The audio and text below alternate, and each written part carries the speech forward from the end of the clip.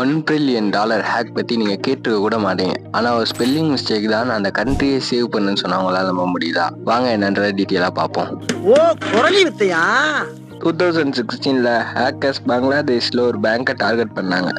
ஹேக்கர்ஸோட கோல் என்னன்னு கேட்டீங்கன்னா, யூஎஸ்ல இருக்க பேங்க்ல இருந்து $1 பில்லியன் டிரான்ஸ்ஃபர் பண்ணும். இந்த டிரான்ஸ்ஃபருக்கு அவங்க யூஸ் பண்ணது ஷிஃப்ட் சிஸ்டம். ஹேக்கர்ஸ் பேங்கோட இன்டர்னல் கம்ப்யூட்டர்ல மேல்வேர் இன்ஸ்டால் பண்ணாங்க. அதை யூஸ் பண்ணி ஃபேக்கான ஷிஃப்ட் மெசேஜ் அனுப்புனாங்க. 100% அந்த ஒரு மெசேஜ் ரியலாவே இருந்துச்சு. ஸோ யூஎஸ் ஃபெட் பேங்க் வந்து $101 மில்லியன் டிரான்ஸ்ஃபர் பண்ணிருச்சு. ஆனா ஒரு மெசேஜ்ல இருந்த ஸ்பெல்லிங் மிஸ்டேக்னால தான் அந்த ஒரு ஹேக் நடந்திருக்குன்றதே யூஎஸ் ஃபெட் பேங்க்கு தெரிஞ்சிருக்கு.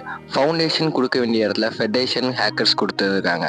அந்த ஒரு டைப்போ மிஸ்டேக் தான் யூஎஸ் ஃபெட் பேங்க்கு டவுட் வந்ததுக்கான காரணமே.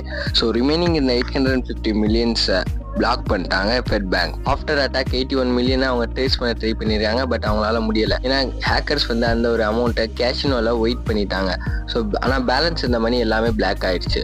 ஸோ இந்த ஒரு அட்டாக்ல அவங்க no ransomware, no virus, no password, just பிளானிங்கும் டைமிங் அண்ட் சைலன்ஸை வச்சு இந்த ஒரு அட்டாக்கை அவங்க பர்ஃபார்ம் பண்ணியிருக்காங்க. இதுதான் ரியல் சைபர் அட்டாக்கு. சிஸ்டம் எந்த ஒரு இடத்துலையுமே கிராஷ் ஆகலை. ஆனால் வேற லெவலில் மணி சிஸ்டமை ட்ரிக் பண்ணி அவங்க இந்த ஒரு அட்டாக்கை பண்ணியிருக்காங்க. இந்த மாதிரி ரியல் டைம் ஹேக்கிங் வீடியோஸ் பார்க்கணும்னு நினச்சிங்கன்னா நம்ம பேஜை மறக்காமல் ஃபாலோ பண்ணிக்கோங்க. ஸோ உங்கள் ஃப்ரெண்ட்ஸ் யாருக்காச்சும் ஹேக்கிங்கில் இன்ட்ரெஸ்ட் இருக்குன்னா அவங்களுக்கு இந்த ஒரு வீடியோவை ஷேர் பண்ணுங்கள்.